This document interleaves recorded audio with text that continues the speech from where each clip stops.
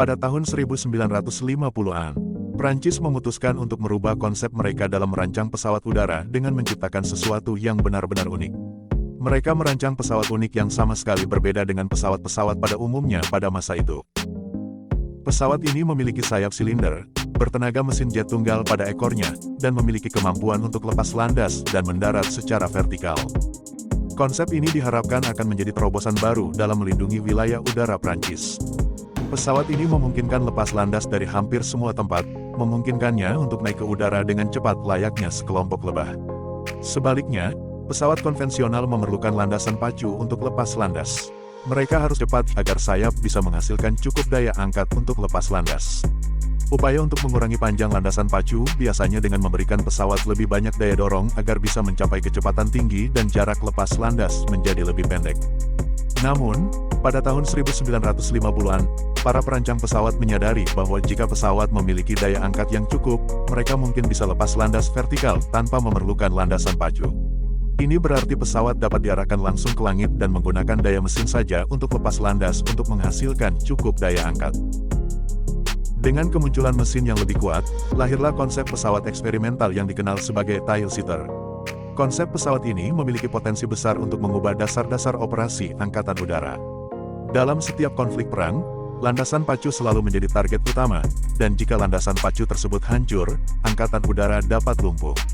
Namun, pesawat tail-seater tidak tergantung pada landasan pacu, mereka dapat disembunyikan atau ditempatkan secara strategis untuk melindungi target yang rentan. Untuk mewujudkan konsep tail-seater ini menjadi kenyataan, diperlukan lebih dari sekadar mesin yang kuat. Sistem kendali yang baru harus dikembangkan untuk memungkinkan lepas landas vertikal dan mendarat. Tantangan teknis ini sangatlah sulit pada masanya. Namun, Prancis bukan satu-satunya yang tertarik pada ide ini. Amerika Serikat juga sedang mengembangkan prototipe pesawat tail-seater mereka sendiri. Dengan setiap uji coba pesawat, mereka menjalankan eksperimen dengan berbagai kombinasi propulsi, konfigurasi sayap, dan kendali penerbangan. Meskipun begitu, Prancis memiliki ide yang lebih revolusioner dalam pengembangan pesawat ini. C-450 Coleopter adalah pesawat yang benar-benar tak lazim. Mesin turbojet kuat dikelilingi oleh sayap silinder berdiameter 10,5 kaki.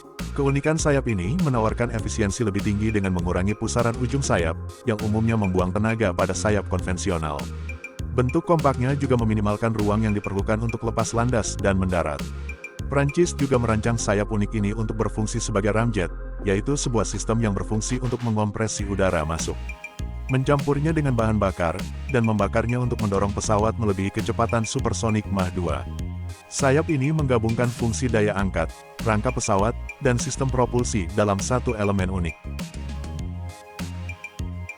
Sistem kontrol selama lepas landas dan mendarat menggunakan baling-baling pembelok di saluran pembuangan mesin. Selama penerbangan konvensional, sayap LED segitiga memberikan kontrol arah. Untuk membantu beralih dari posisi vertikal ke posisi horizontal dan bersiap untuk melesat maju, sirip kecil ditarik dikeluarkan dari hidung pesawat. Mendaratkan Coleopter juga merupakan tantangan yang harus dipecahkan. Dengan posisi duduk pilot yang demikian, mereka harus mengandalkan insting dan pandangan mereka yang terbatas. Untuk mengatasi ini, desainer menciptakan kokpit dengan kursi yang dapat berputar 90 derajat, memungkinkan pilot untuk tetap tegak terlepas dari orientasi pesawat. Coleopter seakan terbang dari dunia fantasi dan fiksi ilmiah. Namun, sebagai pesawat yang dirancang pada 1950-an, jauh sebelum era simulasi komputer, pilot memiliki peran kunci dalam membuatnya berfungsi sempurna. Pada April tahun 1959, Coleopter mulai menjalani uji terbang. Itu dimulai dengan tes dan evaluasi yang ketat sebelum melangkah ke penerbangan bebas. Pada bulan Mei, pesawat ini telah membuktikan kemampuannya untuk melayang selama beberapa menit dan bahkan terbang hingga ketinggian 800 meter. Mesin dan desain revolusioner ini menciptakan sensasi di Prancis dan seluruh dunia. Amerika, yang telah mengikuti perkembangannya dengan seksama, bahkan menghubungi perusahaan dirgantara Prancis untuk mempelajari tentang sayap silinder mereka. Tetapi seiring dengan setiap inovasi yang diciptakan, masalah dan kendala juga akan muncul. Karena kurang stabil tidak seperti sayap konvensional untuk menyeimbangkan tendensi atau perputaran badan pesawat, Coleopter sering ikut berputar saat melayang lepas landas, membuat kendali kontrol menjadi lebih menantang. Saat para pilot duduk tinggi dengan posisi vertikal, mereka mengalami kesulitan dalam memperkirakan jarak mereka dari tanah. Selain itu, Dalam keadaan darurat pada pesawat konvensional memungkinkan pendaratan darurat meskipun dalam keadaan mesin mati. Ini adalah kebalikan dari koleopter, yang selalu bergantung pada mesinnya untuk melakukan pendaratan yang aman. Namun, Prancis tetap optimis bahwa mereka bisa mengatasi kekurangan pada prototipe ini.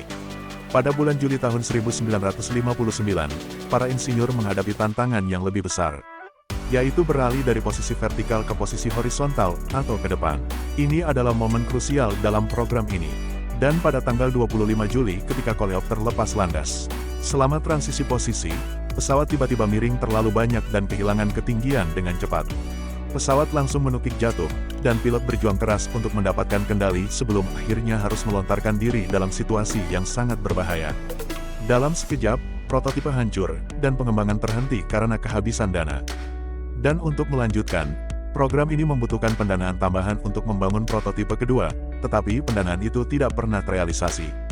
Jatuhnya koleopter akhirnya menjadi upaya terakhir dalam mengembangkan pesawat tanpa sayap.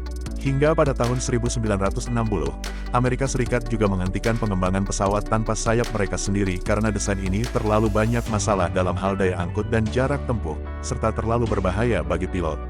Disadari juga ternyata, mengarahkan buangan mesin untuk memberikan dorongan daya angkat lebih efektif. Alih-alih daripada memiringkan seluruh pesawat, menjadi solusi yang lebih praktis dan lebih aman. Konsep sayap silinder pada koleopter ternyata sulit direalisasi. Meskipun secara teori lebih efisien, dalam kenyataannya desain dan strukturnya penuh resiko dan memunculkan banyak tantangan aerodinamika. Tak dapat dipungkiri, C450 koleopter adalah tonggak prestasi yang membawa kita lebih dekat ke masa depan yang penuh inovasi, konsep desain dan teknologi yang luar biasa dalam dunia penerbangan. Keindahan desain dan idenya yang luar biasa akan terus menginspirasi generasi mendatang. Terima kasih telah menyaksikan video ini, dan jangan lupa untuk berlangganan channel kami. Sampai jumpa di video selanjutnya.